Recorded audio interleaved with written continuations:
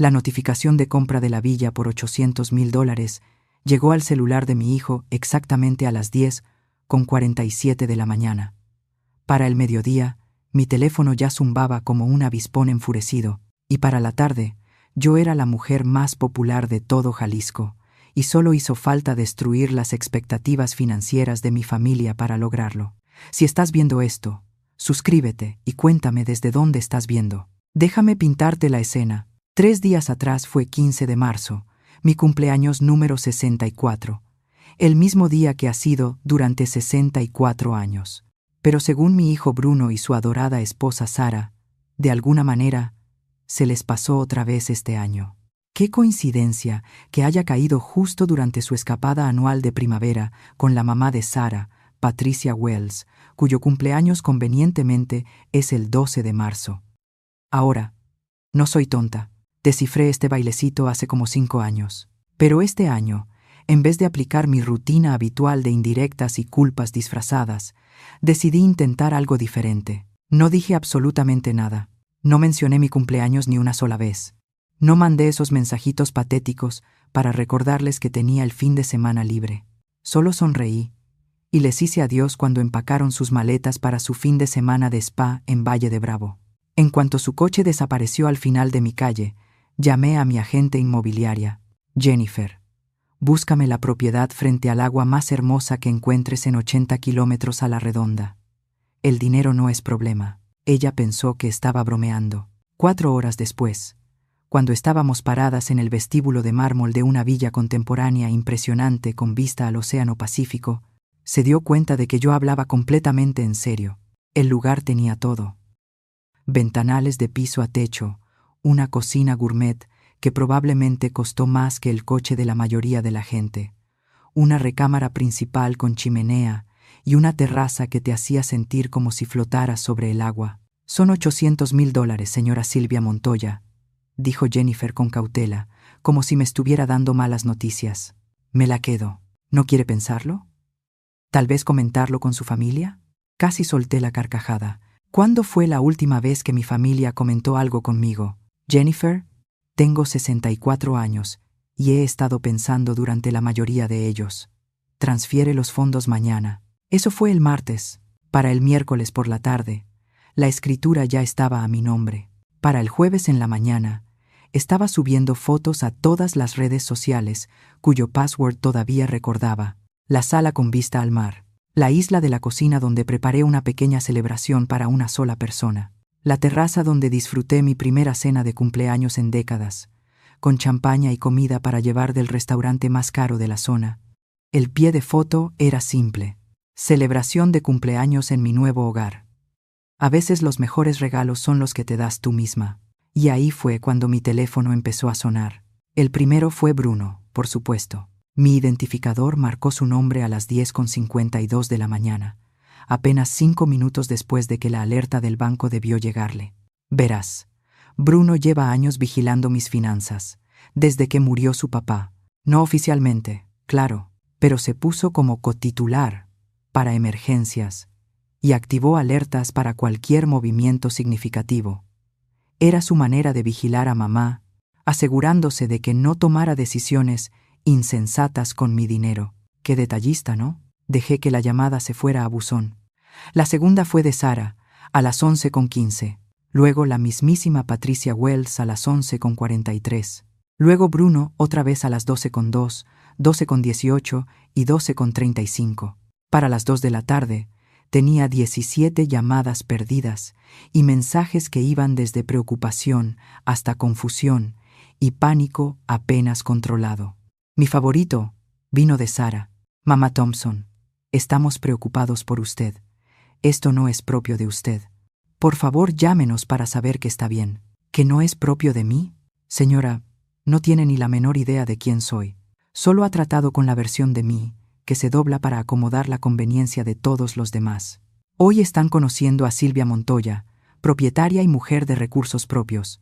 Pasé la tarde desempacando las pocas cajas que había traído de mi antigua casa.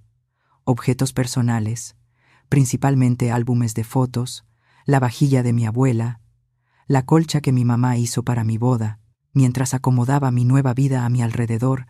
No podía evitar sonreír cada vez que sonaba el teléfono. 23. Llamadas perdidas para la hora de la cena.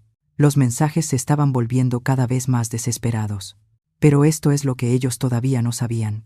Lo que ninguno se había molestado en preguntar en los 5 años desde que papá murió. La herencia de la tía Elena, dulce tía Elena, soltera, que vivía tranquilamente en su casona de ladrillo en Monterrey y coleccionaba joyería antigua. La misma tía Elena que Bruno y Sara habían visto exactamente 2 veces en todos sus años de matrimonio, y a cuyo funeral ni siquiera se dignaron asistir el pasado septiembre. Tía Elena, quien dejó toda su herencia a su querida sobrina Silvia, la única familiar que se tomó el tiempo de visitarla. $1.200.000. Para ser exactos, después de impuestos y gastos, me quedé con suficiente dinero para hacer exactamente lo que yo quisiera por primera vez en mi vida adulta. Y lo que yo quería era dejar de ser invisible en mi propia familia. Me serví una copa de vino de mi nuevo refrigerador para vinos y me senté en mi nueva terraza, viendo cómo el sol se ocultaba sobre un mar que ahora me pertenecía. El teléfono seguía vibrando, pero ya le había apagado el sonido. El día de mañana traería conversaciones, explicaciones y probablemente dinámicas familiares muy incómodas. Esta noche era mía. Durante 6 años, mi cumpleaños había sido tratado como un inconveniente en la agenda. No oficialmente, claro está. Siempre había una excusa, siempre algo que, casualmente, surgía. Y qué terrible, ¿no? Que siempre coincidiera con mi día especial. El primer año fue comprensible. Patricia Wells se había caído y roto la cadera apenas 3 días antes de mi cumpleaños. Bruno y Sara tuvieron que ir corriendo a Hermosillo para ayudarla a instalarse de nuevo en casa. Emergencia familiar, imposible de evitar. Celebraríamos cuando regresaran, excepto que nunca celebramos. Cuando volvieron, ya eran preparativos de Pascua, luego limpieza de primavera, y de pronto ya era verano. Y mi cumpleaños simplemente se había desvanecido en el pasado. El segundo año, Patricia tuvo un episodio cardíaco que al final resultó ser ansiedad y demasiada cafeína. Pero uno no sabe eso cuando recibe la llamada de pánico, ¿verdad? Allá fueron otra vez a Hermosillo, dejándome con un pastelito del supermercado y una promesa de que pronto lo compensarían. Los años 3 y 4 siguieron el mismo patrón. Emergencias diferentes, mismo calendario, mismo resultado. Yo, sentada sola el 15 de marzo, pretendiendo que no dolía que mi único hijo hubiera elegido otra vez las crisis fabricadas de su suegra sobre el cumpleaños de su propia madre. Pero fue el 5.º año el que me abrió los ojos a la verdad. Había ido al supermercado esa tarde, sintiéndome triste por mí misma y planeando otra celebración solitaria, cuando los vi, Bruno, Sara y Patricia Wells, riéndose durante el almuerzo en el nuevo bistró del centro. Eso fue al día siguiente de mi cumpleaños, ojo. El mismo día en que yo había recibido un mensaje apresurado diciendo que Patricia estaba demasiado mal para recibir visitas después de su más reciente susto de salud. Se veía sorprendentemente saludable para alguien que supuestamente había estado en cama con vértigo, lo suficientemente saludable como para levantar una copa de champaña. En fin, me quedé sentada en mi coche en ese estacionamiento por 20 minutos, viendo a mi hijo celebrar a la madre de otra persona, mientras la suya había pasado el día anterior preguntándose si había hecho algo mal, algo que justificara ser olvidada año tras año. Fue entonces cuando entendí que esto no era una serie de coincidencias desafortunadas. Era una decisión. Patricia Wells había decidido que la segunda semana de marzo le pertenecía, y mi hijo había decidido que mantener feliz a su esposa era más importante que evitar que su propia madre se sintiera como una extraña dentro de su familia. Así que este año, cuando llegó marzo y empecé a ver las señales familiares, las menciones cuidadosamente casuales de que Patricia no se sentía bien y que quizá deberíamos planear algo para más adelante en el mes, yo también tomé una decisión. Elegí el silencio. En lugar de mi campaña habitual de recordatorios suaves y sugerencias llenas de esperanza, no dije nada. Cuando Sara mencionó que estaban pensando en visitar a Patricia ese fin de semana, solo sonreí y dije, «Qué bonito para ustedes». Cuando Bruno llamó para preguntar si tenía algo importante planeado para el día 15, le dije que estaba manteniendo mi agenda flexible. Se fueron el viernes por la tarde, con expresiones de culpa y promesas de llamar. Yo les agité la mano desde mi pórtico, y en cuanto su coche dobló la esquina, llamé a Jennifer, mi agente inmobiliaria. Ahora, sentada en mi nueva villa con los pies sobre muebles que jamás habían visto el interior de una reunión familiar a la que yo no hubiera sido invitada, no pude evitar apreciar la ironía. Me habían entrenado tan bien para ser invisible que se olvidaron de prestar atención cuando realmente desaparecí. Mi teléfono se iluminó con otra llamada. Bruno, por cuarta vez en esa hora. Esta vez, contesté. Hola. Mi cielo, dije, con voz serena y agradable. Mamá, gracias a Dios. ¿Dónde estás? ¿Qué está pasando? Jennifer de Coastal Realty llamó y dijo que compraste una casa de $800,000. Así es. Es preciosa, Bruno. Una propiedad frente al mar, justo como siempre quise. Hubo silencio al otro lado de la línea. Luego, mamá, ¿te sientes bien? Esto no es nada propio de ti. Ahí estaba otra vez, esa frase.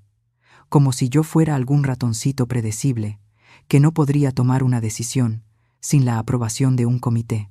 Me siento maravillosa, en realidad. Mejor que en años. ¿Cómo va la celebración del cumpleaños de Patricia? Otra pausa. Está bien, pero mamá, tenemos que hablar de esta compra de la casa. Es una decisión financiera muy importante.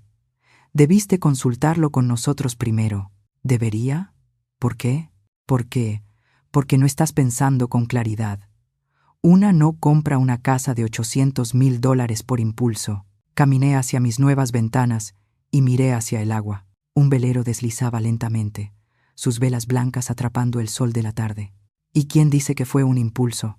Mamá, no puedes permitirte esto. El seguro de vida de papá era cómodo, pero no 3.2 millones cómodo. ¿En qué estabas pensando? Y ahí estaba. La suposición que había guiado tanto de nuestra relación en los últimos años. Bruno había decidido que yo era financieramente frágil, emocionalmente frágil, probablemente mentalmente frágil también. Una mujer que necesitaba ser supervisada y protegida de sus propios malos juicios. Bruno, dije suavemente, hay varias cosas sobre mi situación financiera que no sabes. ¿Qué se supone que significa eso? Que no soy la viuda indefensa que has estado tratando de manejar, y que esta conversación está lejos de terminar. Pero ahora mismo tengo una casa nueva que disfrutar y un cumpleaños que celebrar. Mamá, espera, colgué. El teléfono empezó a sonar de inmediato. Lo apagué y me serví otra copa de vino. Mañana traerá conversaciones más difíciles, sí, pero esta noche seguía siendo mía. La herencia que lo cambió todo había estado en mi cuenta durante 6 meses antes de que siquiera le dijera a Bruno que la tía Elena había muerto. Sé cómo suena eso. ¿Qué tipo de persona no menciona que un familiar ha fallecido? Pero aquí está lo esencial sobre la tía Elena. Para mi familia, prácticamente no existía. Bruno la había visto 2 veces en sus 38 años. Sara le había dado la mano en nuestra boda y olvidado su nombre inmediatamente. Cuando la mencionaba en conversación, recibía asentimientos educados y miradas vacías. Elena era la hermana de mi padre, una mujer que eligió la carrera antes que el matrimonio cuando eso todavía era considerado escandaloso. Había trabajado de secretaria hasta convertirse en vicepresidenta en una aseguradora de Monterrey. Compró su casona de ladrillo en los años 80, cuando en San Pedro Garza García todavía era accesible, y pasó 40 años haciendo inversiones silenciosas e inteligentes.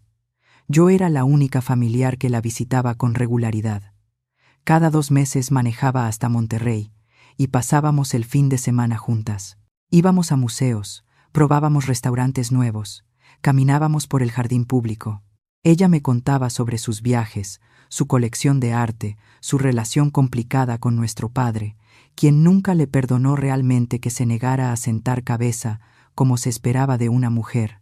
Elena era aguda, divertida y completamente sin disculpas por vivir la vida en sus propios términos. Todo lo contrario de lo que me enseñaron que una mujer debía ser. Cuando le diagnosticaron cáncer de páncreas el mayo pasado, yo fui quien se sentó con ella en las citas de quimioterapia, quien la ayudó a poner sus asuntos en orden cuando quedó claro que los tratamientos no estaban funcionando. La que sostuvo su mano cuando murió un martes por la mañana, tranquilo, en septiembre. Bruno y Sara enviaron flores al funeral. Estaban en un fin de semana de cata de vinos en Napa y no podían cambiar sus planes. Después del servicio, el abogado de Elena, Marco Rivas, me pidió que me quedara. Silvia, tu tía dejó instrucciones muy específicas sobre su patrimonio, dijo, entregándome un sobresellado. Quería que leyeras esto en privado. Dentro había una carta con la caligrafía precisa de Elena. Queridísima Silvia, si estás leyendo esto, significa que ya me fui, y seguramente estás sentada en la oficina de Marco, tratando de no llorar frente a un desconocido. Detente. Viví exactamente la vida que quise, y no me arrepiento de nada. Lo que necesitas saber es esto. Te he dejado todo. La casa, las inversiones, la colección de arte, todo. No porque seas mi única pariente viva, sino porque eres la única que alguna vez me vio como una persona y no como una obligación o una vergüenza. He observado la dinámica de tu familia durante años y necesito que entiendas algo. Ese hijo tuyo te ama, pero ha sido programado por esa esposa suya y por su madre para verte como una carga que debe ser manejada, no como una mujer que merece respeto. Le han hecho creer que eres frágil, que necesitas su protección, que no puedes ser confiada para tomar tus propias decisiones. Es una forma sutil de control, y la he visto destruir a demasiadas mujeres de nuestra edad. Te hacen dudar de tu propio juicio. Luego llegan a ayudar, tomando el control de tu vida poco a poco. No les permitas hacerlo contigo, Silvia. Eres más fuerte y más inteligente de lo que ellos te han dejado ser. Usa esta herencia para recordar quién eras antes de convertirte en la madre de alguien, la esposa de alguien, la responsabilidad de alguien. Vive con valentía. Haz que recuerden que no eres solo la madre envejecida de Bruno. Eres Silvia Montoya y mereces algo mejor que ser una nota al margen en tu propia familia. Los números que Marco me mostró después eran abrumadores. La casa de Elena valía $350,000. Fue valuada en $250,000. La colección de arte que había reunido durante décadas fue valuada en $1,3 millones. Después de impuestos y tarifas del patrimonio, estaba heredando un poco más de $1,200,000. Me quedé sentada en la oficina de Marco durante una hora, mirando los documentos y pensando en la carta de Elena. Tenía razón sobre Bruno y Sara. En los últimos años, se habían colocado en la posición de mis cuidadores, tomando decisiones sobre lo que era mejor para mamá, sin preguntarme jamás lo que yo realmente quería. Cuando papá murió, Bruno insistió inmediatamente en convertirse en cotitular de mi cuenta para emergencias. Me convenció de cambiarme a un plan de celular más simple, porque el teléfono inteligente era demasiado confuso para alguien de mi edad. Se hizo cargo de manejar mis inversiones porque la planificación financiera es complicada y estresante. Poco a poco dejé de tomar decisiones y empecé a aceptar sus sugerencias. ¿Era más fácil que discutir? Y yo me repetía que lo hacían con buenas intenciones. Pero la herencia de Elena cambió todo. Por primera vez, en décadas, tenía el poder financiero para tomar decisiones sin la aprobación de nadie. La pregunta era, ¿qué quería hacer con eso? Guardé el secreto de la herencia por meses, observando el comportamiento de mi familia con nuevos ojos. Las sonrisas condescendientes cuando mencionaba querer viajar. La forma en que Sara intercambiaba miradas con Bruno cada vez que yo expresaba una opinión sobre algo más importante que los planes para cenar. La suposición eterna de que yo siempre estaría disponible para cuidar al niño, asistir a sus eventos y ajustar mi agenda para su conveniencia. Y luego llegó este marzo, con el patrón familiar de sacrificar mi cumpleaños por el último drama de Patricia Wells, y supe exactamente lo que quería hacer. Quería dejar de ser invisible. La compra de la villa fue solo el comienzo, una declaración de que Silvia Montoya ya no aceptaría un papel secundario en su propia vida. Las llamadas llenas de pánico de Bruno y los mensajes preocupados de Sara eran prueba de que el mensaje había sido recibido fuerte y claro. Pero ellos no tenían idea de lo que venía. La casona de ladrillo de Elena seguía en mi portafolio, junto con varias propiedades de inversión que nunca había mencionado. La colección de arte estaba en almacenamiento, esperando a que yo decidiera dónde exhibirla. Y los $400,000 restantes, estaban generando intereses mientras yo planeaba la siguiente fase de mi nueva vida independiente. Mi teléfono vibró con otro mensaje de Bruno. Mamá, vamos a regresar antes. Necesitamos hablar sobre esta casa. No tomes más decisiones importantes hasta que lleguemos. Sonreí y escribí. Tómense su tiempo. No voy a ninguna parte. Pero no mencioné que tenía una reunión al día siguiente con un asesor financiero para hablar sobre expandir mi portafolio de propiedades. Ni que había hecho citas con 3 agencias de viajes para planear el recorrido por Europa que había soñado durante años. Algunas sorpresas valían la pena esperarlas. Bruno llegó a mi nueva villa a las 7:30 de la mañana del sábado, un día y medio antes del regreso previsto de su escapada a Hermosillo. Estaba parado en mi nuevo pórtico luciendo como un hombre que había manejado toda la noche, lo cual, por su ropa arrugada y sus ojos hinchados, probablemente había hecho. «Tenemos que hablar», dijo sin preámbulos. «Buenos días para ti también, mi cielo. Pasa. Haré café». Me siguió por el vestíbulo de mármol hasta la cocina, sus ojos moviéndose por todas partes, como si estuviera catalogando pruebas de mi supuesto colapso mental. Me ocupé de la cafetera, una máquina de acero inoxidable reluciente que probablemente costaba más que el pago mensual de su hipoteca. «Mamá, esto es una locura. No puedes comprar una casa de $800,000 sin discutirlo con nadie. ¿En qué estabas pensando?» Me di el café con calma, tomándome mi tiempo. Estaba pensando que soy una mujer adulta, con mi propio dinero, y que quería comprar una casa. ¿Quieres crema? No seas sarcástica. Esto es serio. ¿Tienes idea del compromiso financiero que has hecho? Solo los impuestos de la propiedad serán astronómicos. Alrededor de $32,000 al año, dije tranquilamente. Ya está presupuestado. Bruno me miró fijamente. ¿Cómo pudiste presupuestar eso? Mamá, el seguro de vida de papá fue de $150,000. Incluso con tus ahorros y el seguro social, tú no tienes este tipo de dinero. Y ahí estaba, el momento que había esperado. Mi querido hijo había estado tan ocupado administrando mis finanzas desde su perspectiva que nunca se había molestado en averiguar cuál era realmente mi situación económica. Bruno, ¿cuándo fue la última vez que revisaste mis estados de cuenta? Revisarlos de verdad. No solo monitorear si había actividad inusual. Él hizo una pausa, claramente incómodo. Reviso si hay retiros grandes o transacciones sospechosas, para protegerte de estafas o malas decisiones. ¿Protegerme? Qué atento. Serví el café en 2 tazas y le entregué una. Lo que has estado haciendo es monitorear mis gastos sin entender mis ingresos. ¿Qué se supone que significa eso? Me senté en la isla de la cocina y le hice señas para que se sentara también. A través de los ventanales de piso a techo, el mar brillaba con el sol de la mañana. Un día perfecto para conversaciones incómodas. Significa que durante los últimos 6 meses me has estado tratando como a una adulta mayor, con ingresos fijos, que necesita ser protegida de sus propios impulsos financieros. Lo que no sabías es que heredé $1,200,000 de la tía Elena. La taza de Bruno se detuvo a medio camino hacia sus labios. ¿Qué?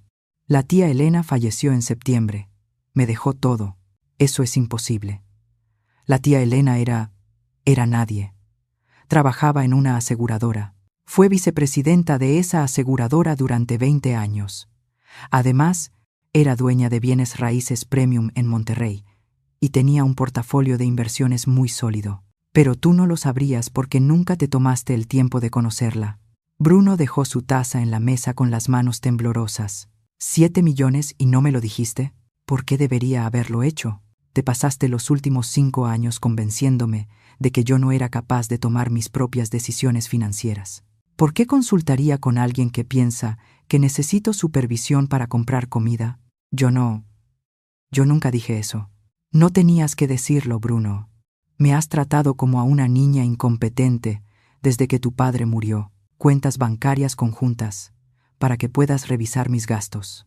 Planes de teléfono simplificados, porque la tecnología es demasiado confusa para alguien de mi edad. Administración de inversiones, porque la planificación financiera es muy estresante para mí.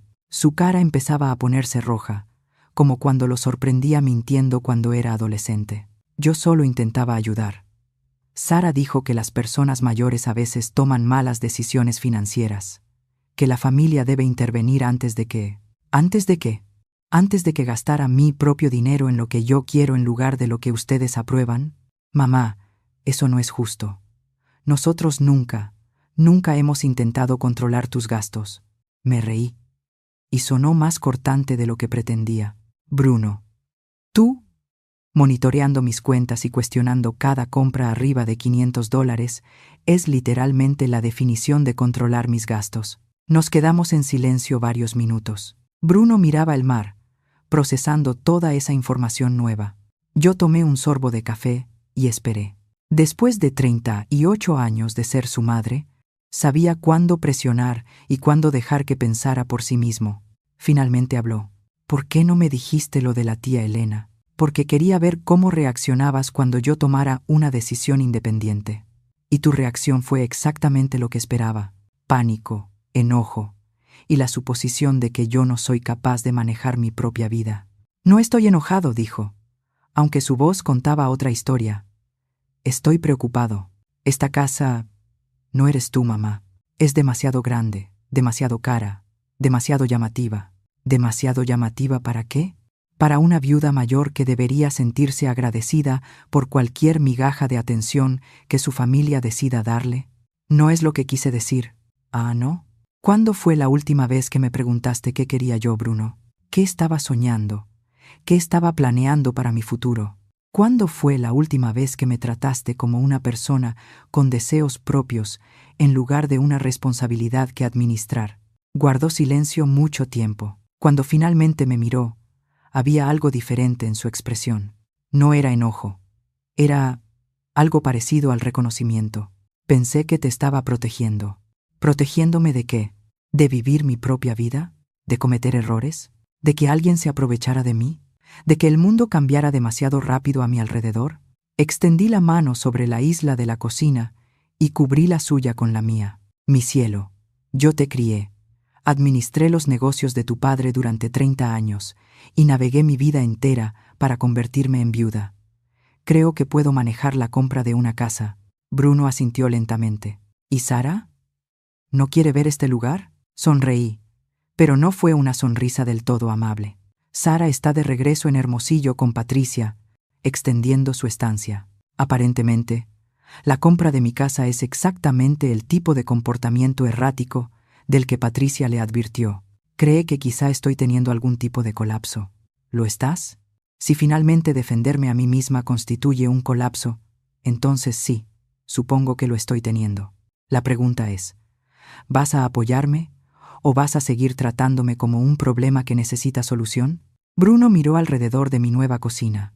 Los electrodomésticos costosos, las encimeras de mármol, la vista que probablemente costaba más por pie cuadrado que toda su casa. ¿Esto es realmente lo que quieres? Esto es realmente lo que quiero, asintió despacio. Entonces supongo que tenemos que averiguar cómo hacer que esto funcione. No era la declaración de apoyo que yo había esperado, pero era un comienzo. Y por primera vez desde que llegó, Bruno lucía como mi hijo, no como un asesor financiero entregando malas noticias. Esa tarde, nos sentamos en la terraza, hablando de cosas que no habíamos discutido en años. Mis sueños para la jubilación, sus preocupaciones sobre su propio futuro, las formas en que ambos habíamos cambiado desde que su padre murió. Fue la conversación más honesta que habíamos tenido en meses. Pero yo sabía que la verdadera prueba aún estaba por venir.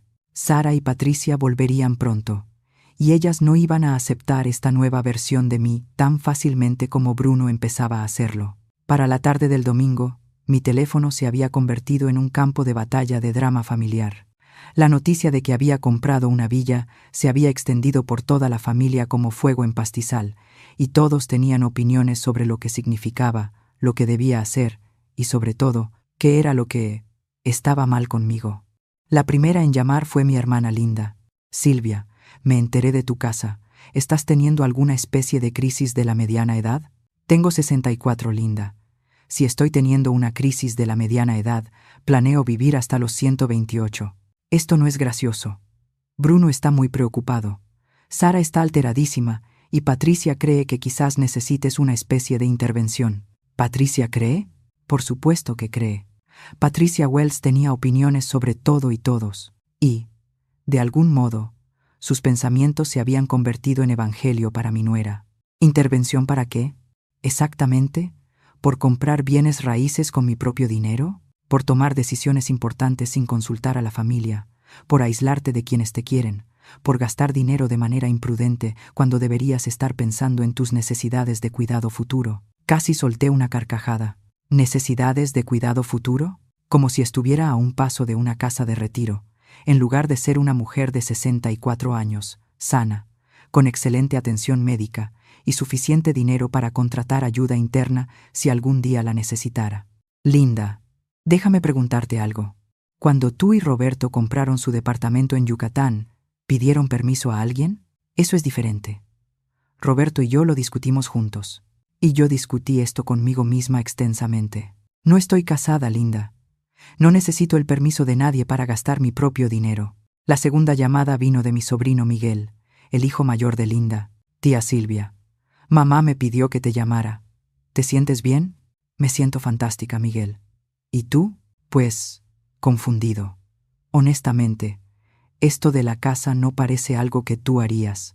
Ahí estaba otra vez la frase, algo que yo haría. Como si todos hubieran decidido exactamente quién Silvia Montoya tenía permitido ser, y cualquier desviación significaba inestabilidad mental. Miguel, ¿qué piensas que haría yo? ¿Qué tipo de persona crees que soy? Creo que eres práctica, conservadora, alguien que piensa todo con cuidado y no toma decisiones impulsivas. ¿Y crees que comprar esta casa fue impulsivo? Pues sí, un poco. Miré hacia mi terraza, donde había pasado la mañana leyendo y tomando café mientras veía pasar los botes en el mar. Llevo 2 años viendo propiedades frente al agua, Miguel. He planeado esta compra durante meses. Lo único impulsivo fue mi calendario. ¿Por qué ahora? ¿Por qué no esperar hasta el verano, cuando podría haber más opciones? Porque me cansé de ser olvidada en mi propio cumpleaños.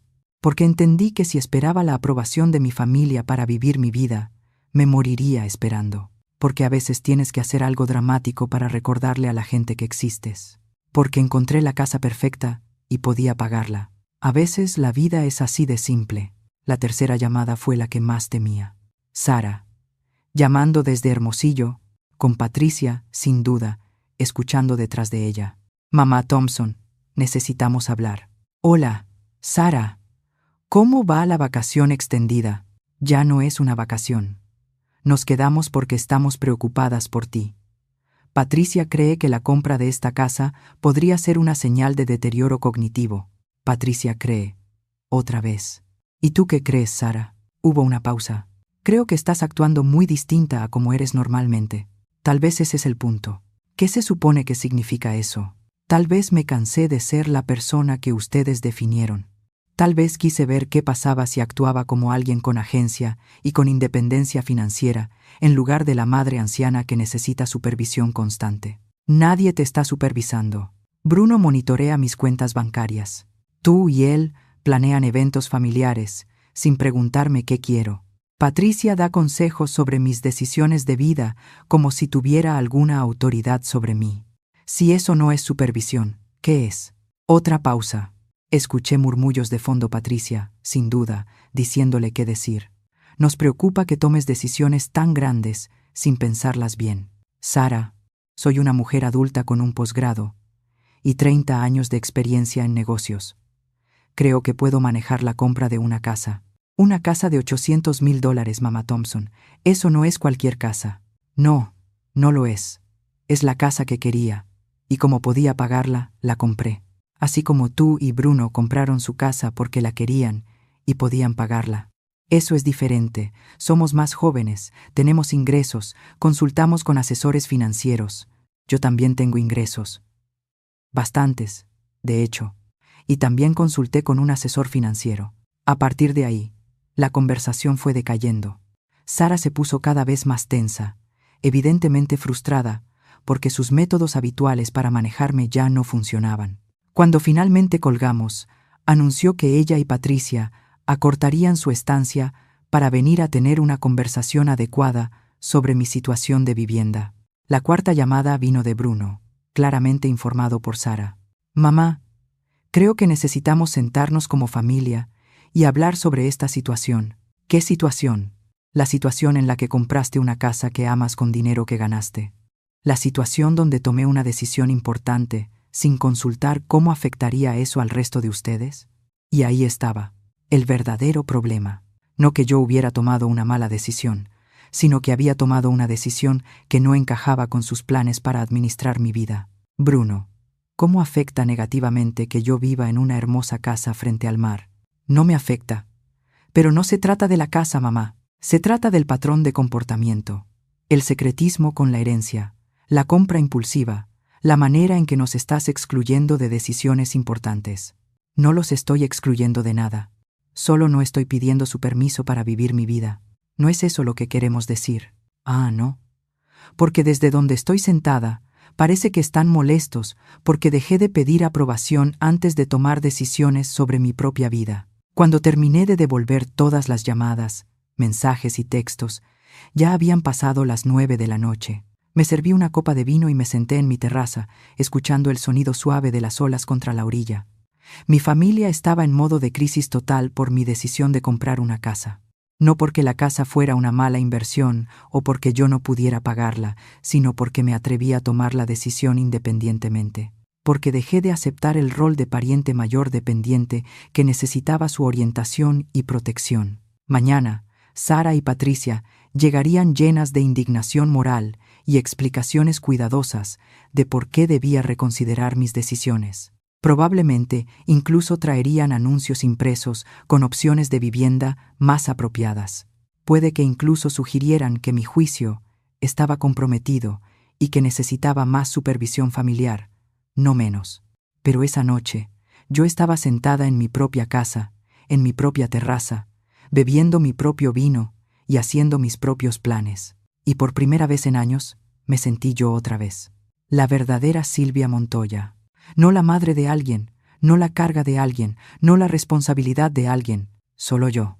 El lunes por la mañana llegó la invasión que ya esperaba. Sara y Patricia Wells llegaron a mi puerta exactamente a las 8 en punto de la mañana, armadas con una carpeta llena de anuncios de bienes raíces, un montón de folletos de planificación financiera y expresiones de profunda preocupación maternal que no alcanzaban a ocultar la irritación debajo. Patricia echó un vistazo a mi vestíbulo de mármol y resopló.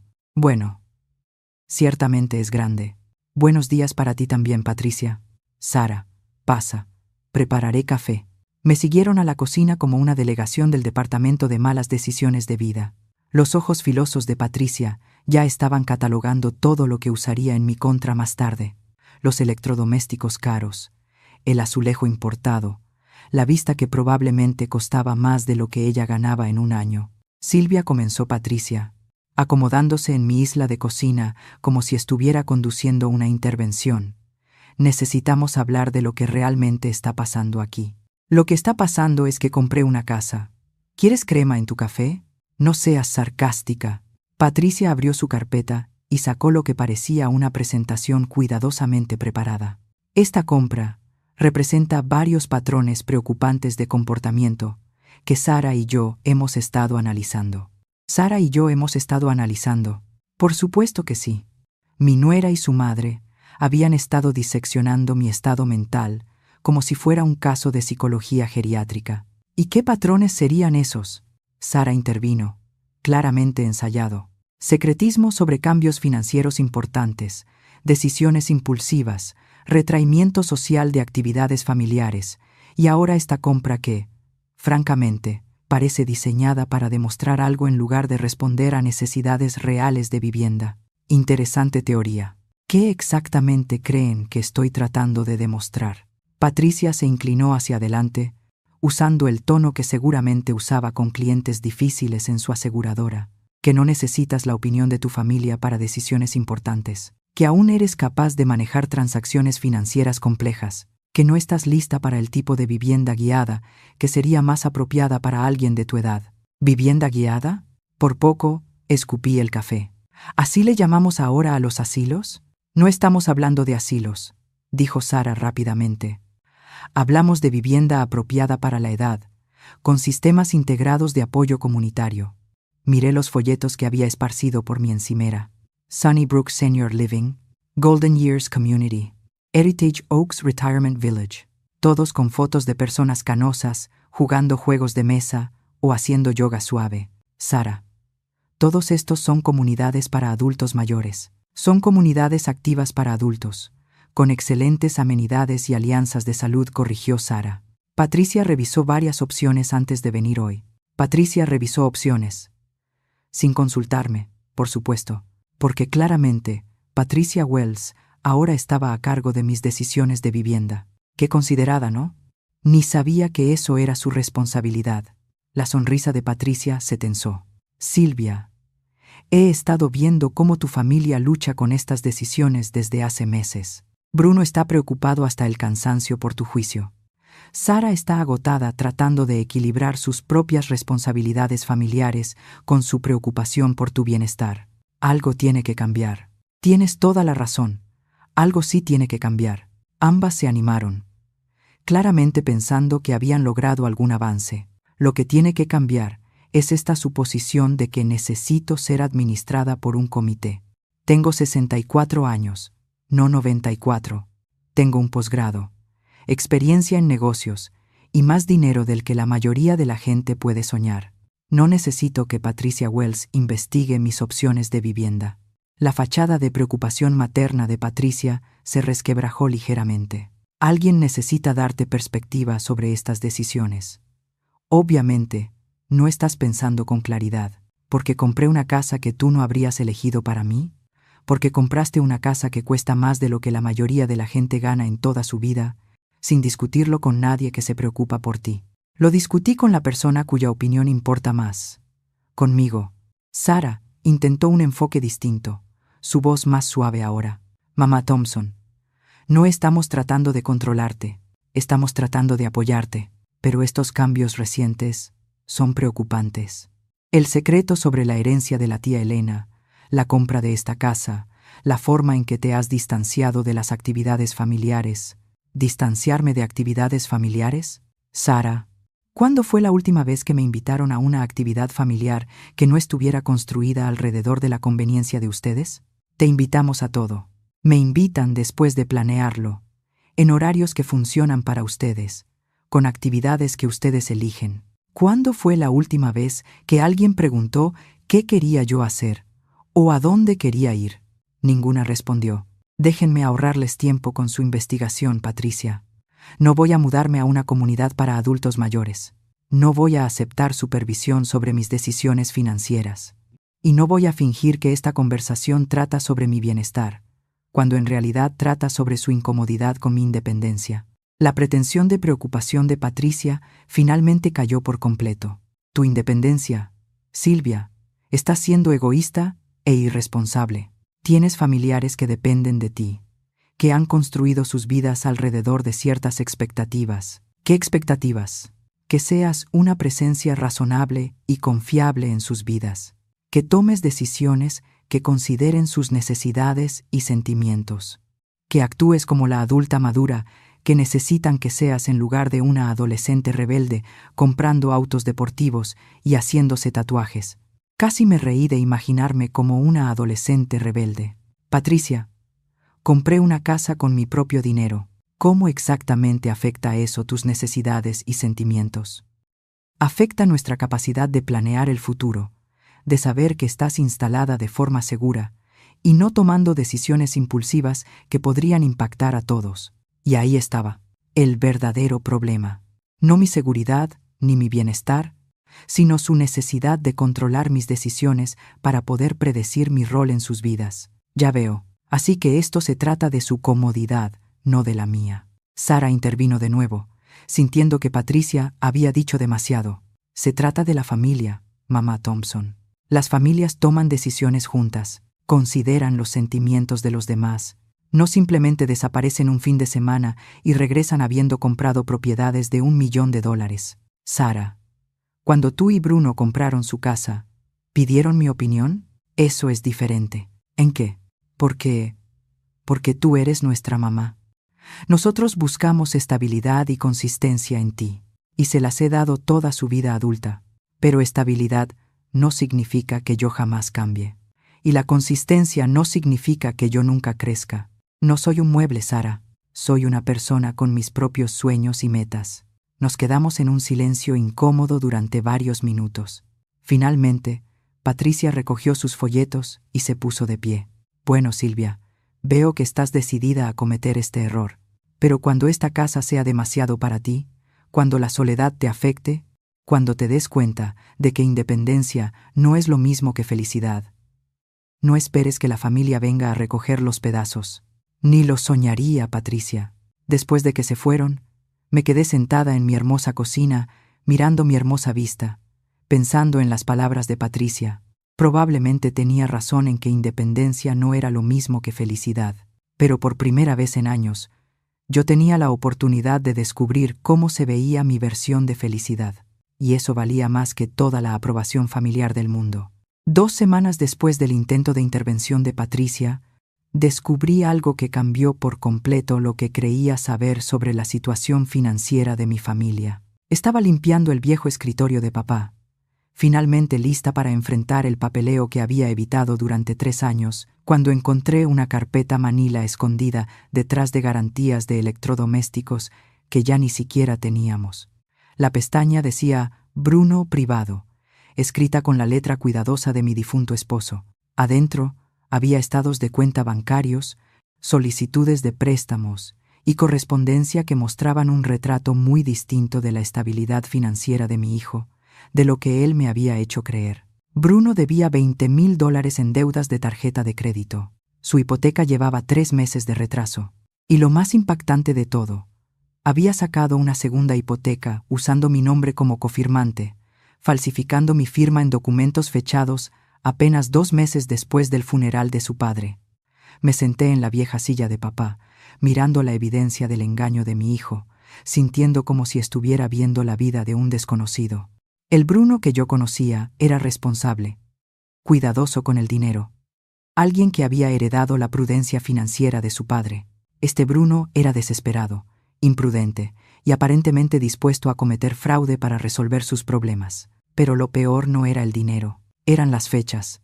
Cada una de las crisis financieras que aparecían en esos documentos coincidía con una de las misteriosas emergencias de salud de Patricia Wells. Cada viaje apresurado a Hermosillo, cada cumpleaños cancelado, cada evento familiar pospuesto para acomodar las necesidades de Patricia, ocurría exactamente en los meses en que la situación de Bruno se desplomaba. Tomé mi teléfono y llamé a Marco Rivas, el abogado de la tía Elena que había manejado mi herencia. Marco, necesito que hagas una revisión de crédito a mi nombre. Creo que alguien ha estado usando mi identidad para solicitar préstamos. 3 horas después, tenía el panorama completo. No solo Bruno había falsificado mi firma para la segunda hipoteca, sino que también había solicitado 2 tarjetas de crédito a mi nombre y había obtenido un préstamo personal usando mi número de seguro social. Mi puntaje crediticio, que llevaba años sin revisar, había pasado de excelente a apenas aceptable. El timbre sonó justo cuando estaba revisando el informe crediticio. A través de la ventana vi un BMW plateado en mi entrada, el auto de Sara. Ella estaba en mi pórtico, nerviosa, sosteniendo una bolsita de regalo. Mamá Thompson, espero no estar interrumpiendo. Te traje algo de Hermosillo, una ofrenda de paz. La dejé entrar, intrigada por este repentino cambio de táctica. Me entregó la bolsa con una sonrisa incómoda.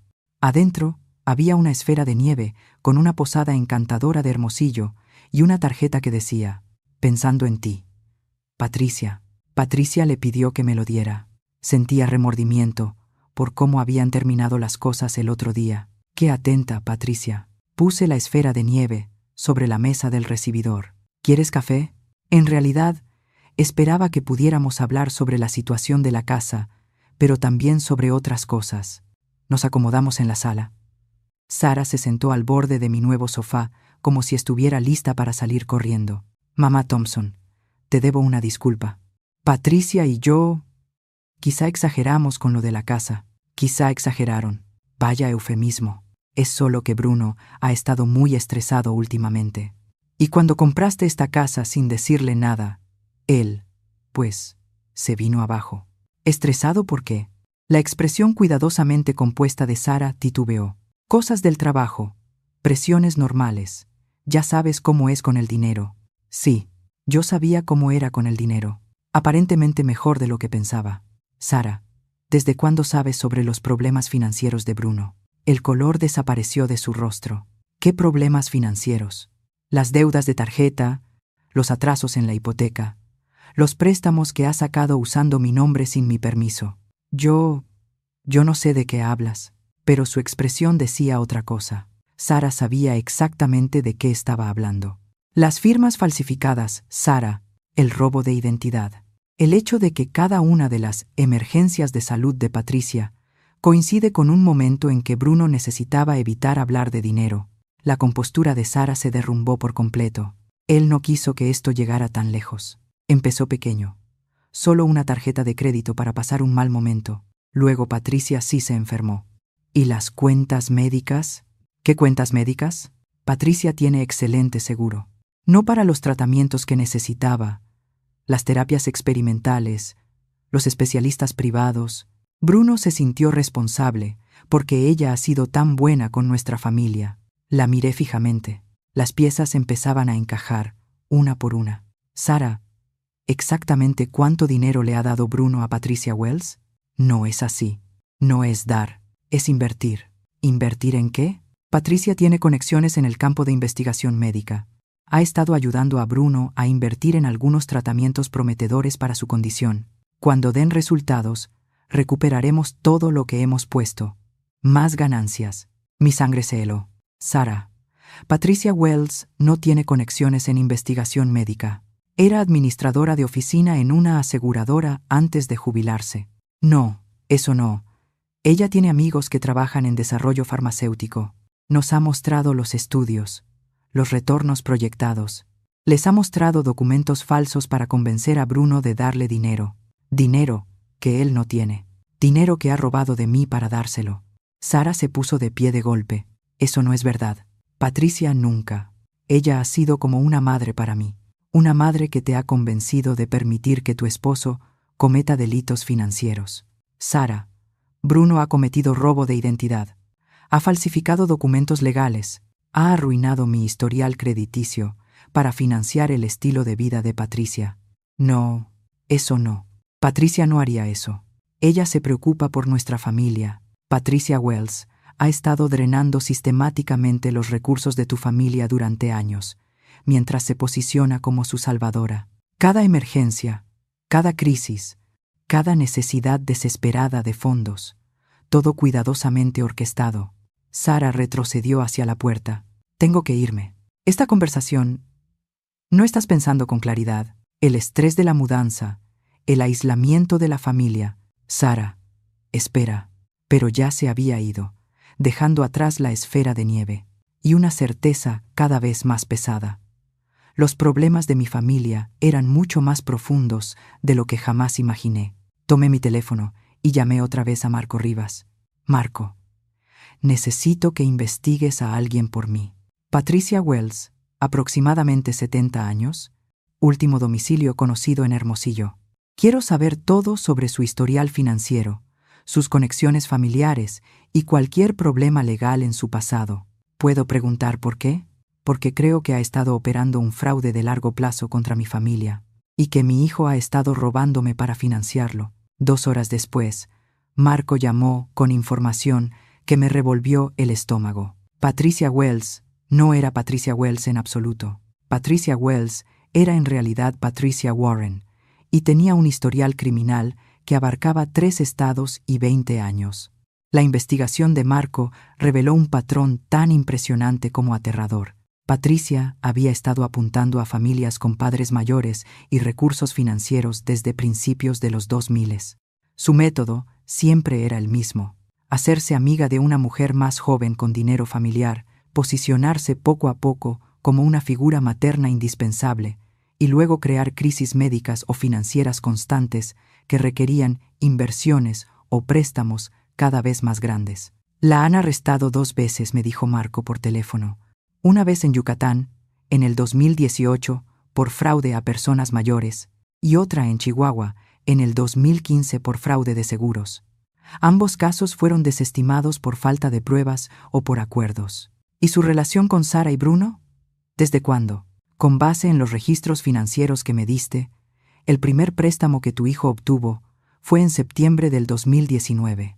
Ese también fue el mes en que apareció la primera emergencia médica de Patricia Wells en su calendario familiar. 4 años. Patricia había estado destruyendo sistemáticamente la vida financiera de mi hijo durante 4 años. Y yo había estado tan ocupada sintiéndome lastimada por cumpleaños olvidados que lo pasé por alto por completo. Marco, necesito saber cuánto dinero total le ha dado Bruno. Según los documentos de préstamo y los estados de cuenta, aproximadamente $80,000. Pero Silvia, hay algo más que debes saber. El corazón se me fue al piso. ¿Qué?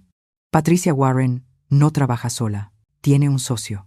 Alguien que la ayuda a identificar y estudiar a las familias objetivo. Alguien con acceso a información personal y dinámica familiar. ¿Quién? Aún estoy investigándolo. Pero quien sea le ha estado proporcionando información detallada sobre la situación financiera de tu familia, tu personalidad, tu relación con Bruno y Sara. Esto no fue un ataque al azar. Fue cuidadosamente planeado. Después de colgar, me senté en mi hermosa sala, mirando el agua, tratando de procesar lo que acababa de descubrir. Mi hijo era una víctima, no un villano. Había sido manipulado por una estafadora profesional que pasó años posicionándose como un miembro confiable de la familia. Pero eso no justificaba el robo de identidad, los documentos falsificados, las mentiras. La verdadera pregunta era, ¿quién estaba ayudando a Patricia a acceder a nuestra información privada? Mi teléfono sonó. El nombre de Bruno apareció en la pantalla. Mamá, necesito hablar contigo. ¿Puedes venir? Es importante. ¿Qué pasa? No puedo explicarlo por teléfono.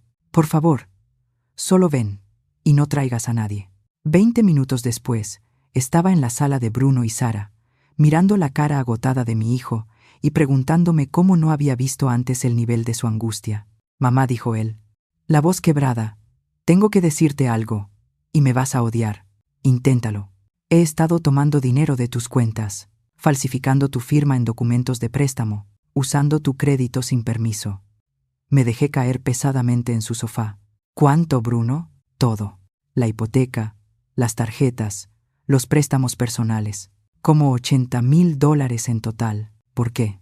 Él se desplomó en su silla, enterrando la cara entre las manos. Patricia necesitaba ayuda para sus tratamientos, terapias experimentales que su seguro no cubría. Ella me enseñó los estudios, los resultados proyectados. Se suponía que sería temporal, solo hasta que las apelaciones de su seguro se resolvieran. Bruno, Patricia Wells no es quien dice ser. Él levantó la mirada, confundido. ¿Cómo que no? ¿De qué hablas? Le conté todo lo que Marco había descubierto. La identidad falsa, el historial criminal, el patrón de manipular familias como la nuestra. El rostro de Bruno se fue poniendo más pálido con cada revelación. Eso es imposible. Patricia ha sido parte de nuestra familia por años. Ella nos presentó a Sara y a mí. Es quien animó a Sara a hacer su posgrado. Ha estado en cada cumpleaños, cada Navidad. Ella te presentó a Sara en una conferencia para asesores financieros, le recordé. Sara estaba ahí representando a su empresa y Patricia los presentó porque, según ella, harían buena pareja. Las piezas encajaron de golpe. Un clic horrible y frío en el estómago. Bruno, ¿qué tipo de conferencia era? Planificación patrimonial y servicios financieros para adultos mayores. Patricia dijo que estaba ahí como consultora. ¿Conociste a Sara antes o después del diagnóstico de tu papá? Justo antes. ¿Por qué? ¡Ay! Dios. El rostro de Bruno se puso completamente blanco. ¿Crees que Patricia escogió a nuestra familia por la enfermedad de papá? Creo que Patricia investigó a nuestra familia antes de acomodar el encuentro casual. Sabía que tu papá iba a morir. Sabía que yo heredaría dinero. Sabía que tú estarías en posición de acceder a mis finanzas cuando él faltara. Bruno se levantó de golpe y caminó hacia la ventana. Sara no sabe nada. Ella no puede saber. Ella quiere a Patricia de verdad. Confía en ella completamente. ¿O Sara está trabajando con ella? No. Bruno se giró. Mamá, no puedes pensar eso. Sara me ama. Ama nuestra vida juntos. Bruno, ¿qué tanto sabe Sara de tu situación financiera? Sabe que hemos ayudado a Patricia con gastos médicos. No sabe de los préstamos, ni de las firmas falsificadas, ni del robo de identidad. ¿No sabe? ¿O se está haciendo? Nos interrumpió el sonido del carro de Sara entrando a la cochera. Bruno se puso pálido otra vez.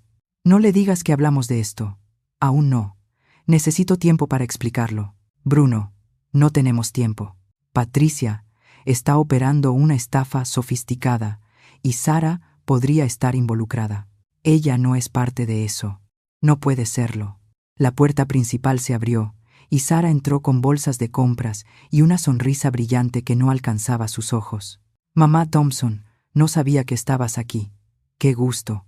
Se veía nerviosa, más nerviosa de lo que una persona debería estar al ver a su suegra sin avisar. Hola, Sara. Bruno y yo estábamos hablando sobre las finanzas familiares. Ah. Su sonrisa vaciló. Espero que nada grave. De hecho, bastante grave. Estábamos hablando de los gastos médicos de Patricia y de cómo han afectado su presupuesto. Sara miró a Bruno, quien la observaba con una expresión que yo no lograba descifrar. Patricia ha estado pasando por un momento difícil, dijo Sara con cuidado. Solo intentamos apoyarla. Claro. Es maravilloso que hayan podido ayudarla con los tratamientos experimentales. Los tratamientos están mostrando mucho progreso, insistió Sara. Patricia dice que los doctores están muy optimistas. ¿Qué doctores exactamente? Otra mirada a Bruno. Yo no recuerdo sus nombres. Patricia maneja todas las citas y el centro de investigación donde recibe tratamiento. Está en Monterrey, creo, o tal vez en Querétaro. Patricia maneja sola casi todas sus citas. Cada respuesta era vaga, evasiva, diseñada para cerrar la conversación, no para informar. Miré a mi hijo, esperando que por fin viera lo que yo estaba viendo. Bruno observaba a su esposa como si jamás la hubiera conocido. Esa noche hice algo que no había hecho en años. Revisé las redes sociales de Sara con la atención meticulosa de una investigadora privada. Lo que encontré me heló la sangre. El Instagram de Sara mostraba 5 años de fotos familiares felices, pero cuando miré de cerca la línea del tiempo, algo no cuadraba. Las primeras fotos de ella y Bruno juntos estaban fechadas en octubre del 2019, pero ellos siempre decían que se habían conocido en una conferencia en junio del 2019. ¿Dónde estaban las fotos del principio de la relación? Las salidas casuales, los momentos de conocerse. En cambio, su historia en redes comenzaba de golpe con fotos donde ya parecían una pareja establecida, cenas familiares con Patricia muy al frente, navidades donde Patricia era claramente el centro de atención, fotos de la planeación de la boda, donde Patricia participaba más que las madres reales de la novia y el novio. Pasé luego al Facebook de Patricia. Su perfil decía que había vivido en Hermosillo toda su vida, pero sus etiquetas mostraban otra historia. Fotos en Yucatán, Chihuahua y Puebla, todas dentro de los últimos 10 años, siempre con familias distintas, siempre posicionada como la amiga querida o la abuela adoptiva. En un álbum llamado Mi familia de Yucatán, Patricia celebraba Navidad con una pareja y su hija adolescente. Llevaba el mismo collar que había usado en la boda de Bruno y Sara. En otro álbum, de Chihuahua, aparecía en una fiesta de graduación rodeada de jóvenes que la llamaban Abuela Pat. El patrón era clarísimo una vez que sabías qué buscar. Patricia se infiltraba en familias, se volvía indispensable y luego drenaba sus recursos poco a poco antes de pasar a las siguientes víctimas. Pero el papel de Sara seguía sin estar claro para mí. ¿Era una víctima como Bruno? ¿O era cómplice? La respuesta llegó a las 11:30 de la noche, cuando mi sistema de seguridad me alertó que había alguien en mi entrada. A través de la ventana vi el coche de Sara estacionado al pie de mi camino, motor encendido, luces apagadas. Se quedó sentada varios minutos, claramente hablando por teléfono. Luego bajó y rodeó mi casa hacia la terraza. La observé desde la oscuridad de mi sala, mientras intentaba abrir la puerta corrediza que daba a mi cocina. Cuando no se abrió, sacó su teléfono e hizo otra llamada. Su lenguaje corporal era agitado, frustrado. Después de unos 10 minutos, regresó a su coche y se fue. A la mañana siguiente, llamé a Marco Rivas. Marco, necesito que investigues a Sara Valverde. Ese era su apellido antes de casarse con Bruno. ¿Algún motivo en particular? Creo que podría estar trabajando con Patricia Warren. Necesito saber si Sara es quien dice ser. Los resultados llegaron en cuestión de horas y confirmaron mis peores temores. Sara Valverde jamás trabajó para la empresa financiera que decía representar. El título universitario que le mostró a Bruno era falso. Su historial laboral, inventado. Incluso su edad era mentira. Tenía 38, no 32. Y lo más contundente, Sara Valverde había vivido en Chihuahua en el 2015, en la misma ciudad donde Patricia Warren había sido arrestada por fraude de seguros. Silvia, dijo Marco cuando llamó con los resultados. Creo que tu nuera es la hija de Patricia Warren. La habitación pareció inclinarse. ¿Su hija?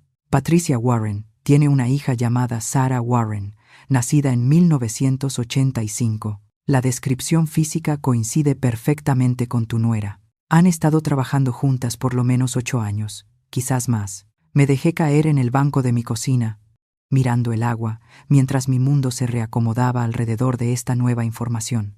Bruno no fue elegido al azar.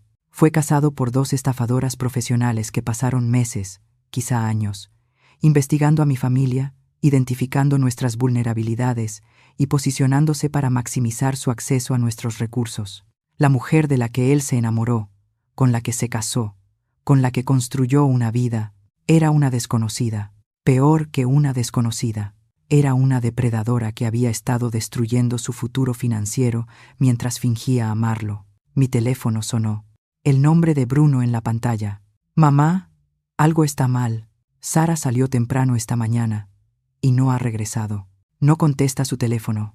Encontré unos papeles en el cajón de su cómoda y creo que necesito mostrártelos.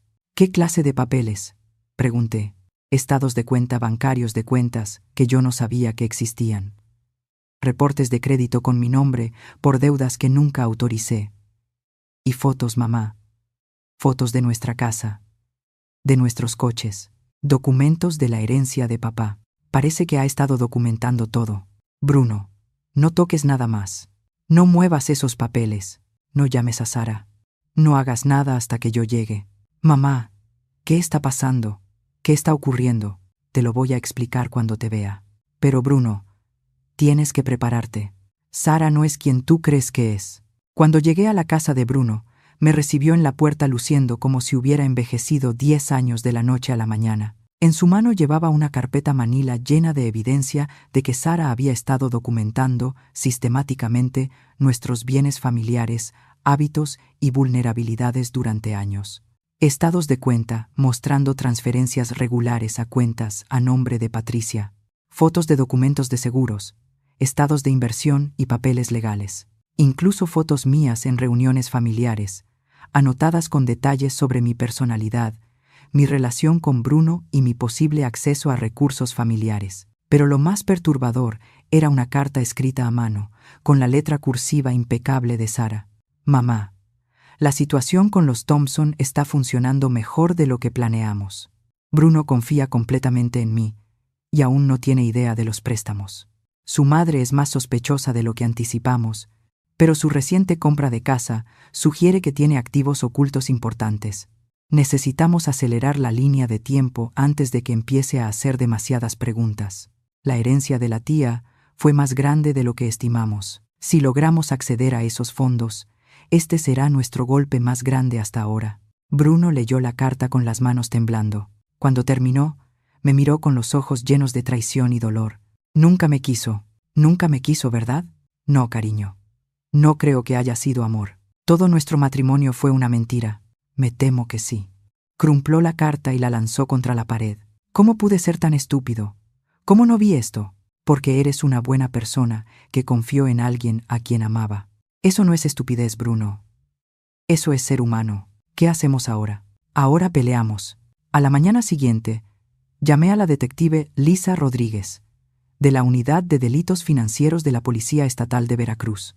Detective Rodríguez, necesito reportar un esquema de fraude en curso que involucra robo de identidad, documentos falsificados y lo que creo que es un equipo de estafadoras, madre e hija. En menos de 2 horas, estaba sentada en mi sala, revisando la evidencia que Marco había reunido y los documentos que Bruno había encontrado en el cajón de Sara. «Señora Montoya», dijo mientras tomaba notas, «esta operación es bastante grande. El nivel de planificación y documentación sugiere que ya lo han hecho antes, probablemente varias veces. Mi abogado encontró evidencia de esquemas similares en Yucatán y Chihuahua. Coordinaremos con esas jurisdicciones. Pero primero, debo preguntar, ¿sabe dónde están Sara y Patricia ahora?» Sara desapareció ayer por la mañana. Patricia, supuestamente, está en Hermosillo, pero lo dudo. La detective Rodríguez anotó algo en su tableta.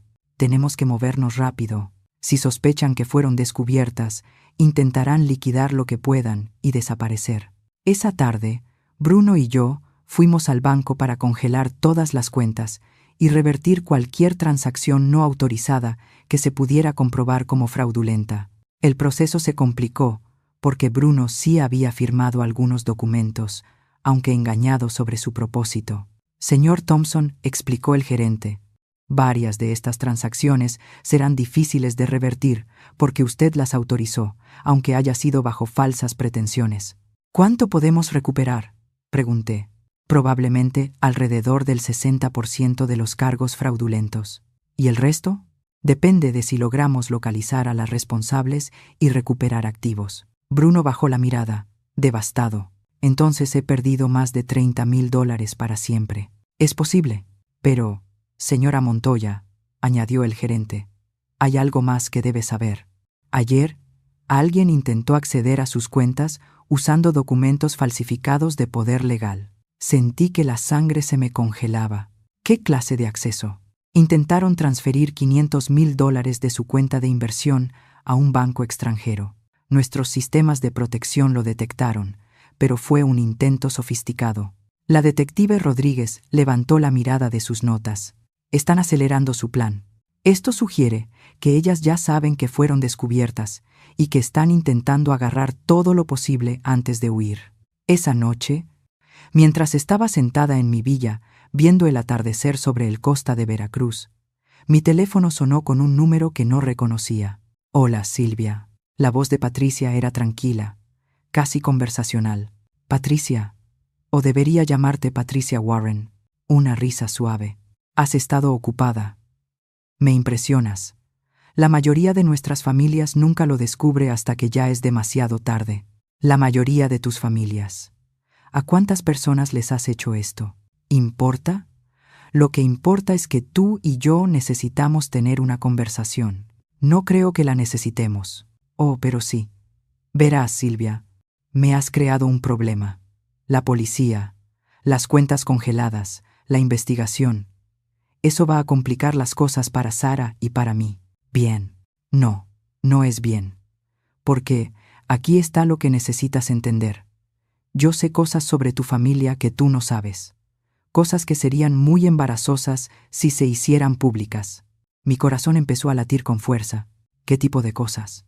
«Los negocios de tu difunto esposo, por ejemplo. Algunas estrategias fiscales muy cuestionables. Algunas asociaciones que no eran del todo legales. ¿Quieres que comparta esos detalles con el SAT? ¿O quizá con el periódico local?». «Estás mintiendo». «Ah, ¿sí?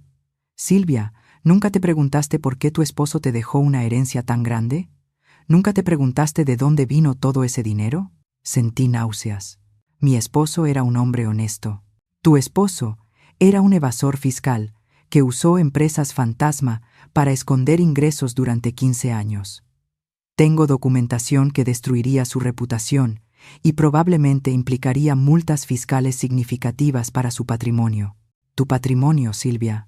La habitación empezó a dar vueltas. ¿Qué quieres? Quiero que canceles la investigación. Quiero que liberen las cuentas congeladas. Y quiero un cheque de caja por $300,000 como gesto de buena voluntad. O revelo información que destruirá la reputación de tu familia y probablemente enviará a tu hijo a prisión como cómplice de los delitos de su padre. Bruno no sabe nada de los negocios de su papá. No. Firmó muchos documentos a lo largo de los años. Poderes notariales, autorizaciones de inversión, papeles fiscales. Si puedo probar que conocía las actividades ilegales, él también es penalmente responsable. Mis manos temblaban. Planeaste esto desde el principio. Yo planeo todo, Silvia. Por eso soy buena en lo que hago. Y si me pagas, Sara y yo desaparecemos y los secretos de tu familia permanecen enterrados. Todos ganan. Necesito tiempo para pensar. Tienes 24 horas. Te llamaré mañana por la tarde con las instrucciones de la transferencia. Cuando colgó, me quedé sentada en la oscuridad un largo rato, tratando de decidir qué tipo de mujer era yo. La vieja Silvia habría pagado. Habría protegido la reputación de su familia a cualquier costo. Habría sacrificado lo que fuera necesario para mantener a Bruno a salvo. Pero la nueva Silvia, la que había comprado una villa de $800,000 y había descubierto su propia fuerza, tenía una idea diferente. Llamé a la detective Rodríguez. Detective, acabo de recibir una demanda de extorsión de parte de Patricia Warren. Creo que es hora de poner una trampa. La trampa que preparamos fue elegante en su simplicidad. La detective Rodríguez organizó para que yo usara un dispositivo de grabación durante la llamada final de Patricia. También montó vigilancia en 3 lugares donde Patricia podría intentar recoger el dinero que exigía. Pero antes, tuve que tener la conversación más difícil de mi vida con mi hijo. Bruno, hay cosas sobre los negocios de tu padre que necesito contarte. Nos sentamos en mi sala. La luz del atardecer entraba por las ventanas mientras yo le explicaba la evasión fiscal de su papá, las empresas fantasma y las prácticas cuestionables que habían construido nuestra riqueza familiar. Me enteré 2 años antes de que él muriera. Le dije a Bruno que su padre estaba aterrado de que el SAT descubriera los ingresos ocultos, de que perdiéramos todo. Pasó los últimos años de su vida tratando de legitimar el dinero mediante inversiones cuidadosas y donaciones caritativas. Bruno guardó silencio mucho tiempo. ¿Lo sabías cuando estabas casada con él? No. No hasta el final. Yo manejaba parte del papeleo del negocio, pero él mantenía las actividades ilegales separadas de lo que sí era legítimo. Yo firmé documentos sin entender realmente lo que significaban, igual que hice con Sara. Exactamente así, dijo Bruno. ¿Vamos a ir a prisión, mamá?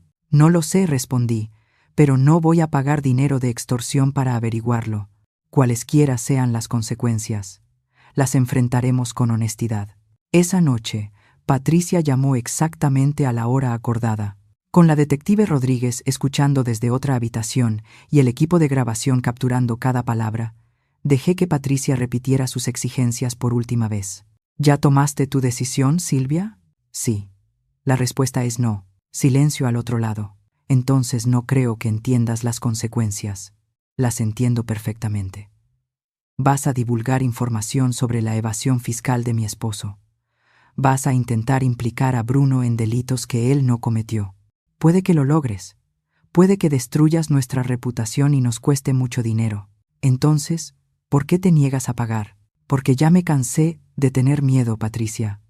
Estoy harta de que la gente me controle con amenazas y manipulación. Si mi esposo violó la ley, habrá consecuencias. Si Bruno y yo tenemos que enfrentar multas o incluso cargos criminales, lo haremos. Pero no voy a darte ni $1 más para mantener la ilusión de que mi vida es perfecta. Estás cometiendo un error, Silvia. Tal vez. Pero es mi error. Te vas a arrepentir. Lo dudo. Verás, Patricia, cometiste un error crítico al evaluar a mi familia. ¿Cuál? Asumiste que yo valoraba más proteger mi reputación que proteger mi dignidad. Te equivocaste. Colgué. En cuestión de horas, Patricia cumplió sus amenazas. El periódico local recibió un paquete anónimo con documentación de las irregularidades financieras de mi difunto esposo. El SAT recibió copias de la misma información. Bruno y yo pasamos la semana siguiente reuniéndonos con abogados, contadores y especialistas fiscales. El daño era significativo. Tuve que pagar $220,000 en impuestos atrasados y sanciones. Bruno enfrentó la posibilidad de cargos criminales por firmar documentos relacionados con actividades ilegales, aunque su abogado estaba convencido de que su falta de conocimiento lo protegería. Pero algo inesperado ocurrió durante esas terribles semanas de reuniones legales y ajustes financieros. Bruno y yo nos acercamos más de lo que habíamos estado en años. Sin el peso de los secretos entre nosotros, sin la manipulación de Patricia y Sara, redescubrimos la relación que habíamos perdido después de la muerte de su padre. Perdóname. Mamá, me dijo una tarde mientras estábamos en mi terraza, viendo el atardecer. Por todo, dijo Bruno. Por el robo de identidad, por las mentiras, por haberte tratado como si no pudieras manejar tus propios asuntos. Yo también lo siento, le respondí. Por haber guardado secretos sobre los negocios de tu padre. Por dejarte luchar contra la manipulación de Sara, sin darme cuenta de lo que estaba pasando. ¿Crees que vamos a superar esto? Lo sé. Tal vez seamos más pobres y sin duda más sabios, pero vamos a salir adelante. 3 meses después, la detective Rodríguez llamó con noticias sobre Patricia y Sara. Las encontramos en Guadalajara, me dijo. Habían estado haciendo la misma estafa con una familia adinerada allá. La Fiscalía del Estado ya las detuvo, y ahora enfrentarán cargos por fraude, extorsión y robo de identidad. ¿Qué tipo de cargos? Fraude electrónico, robo de identidad, extorsión, conspiración. Si las condenan, podrían enfrentar varios años de prisión. ¿Y el dinero? Recuperamos alrededor de $150,000 en varias cuentas. No es todo, pero es algo. Bruno recuperó su vida poco a poco. El divorcio se finalizó sin oposición, porque Sara no podía presentarse en la corte mientras peleaba su extradición. Vendió la casa que guardaba demasiados recuerdos dolorosos y compró un lugar más pequeño, más cerca de mi villa. Yo me quedé con la propiedad frente al mar, no porque necesitara tanto espacio, sino porque representaba algo importante. El momento en que dejé de disculparme por ocupar un lugar en mi propia vida. Ahora, 1 año después, 1 año. Me despierto cada mañana en mi hermosa habitación con vista al Golfo de México y pienso en las lecciones que aprendí de Patricia Warren y de su hija. Ellas me enseñaron que algunas personas ven la bondad como debilidad, la generosidad como estupidez y el amor como una oportunidad para explotar a otros.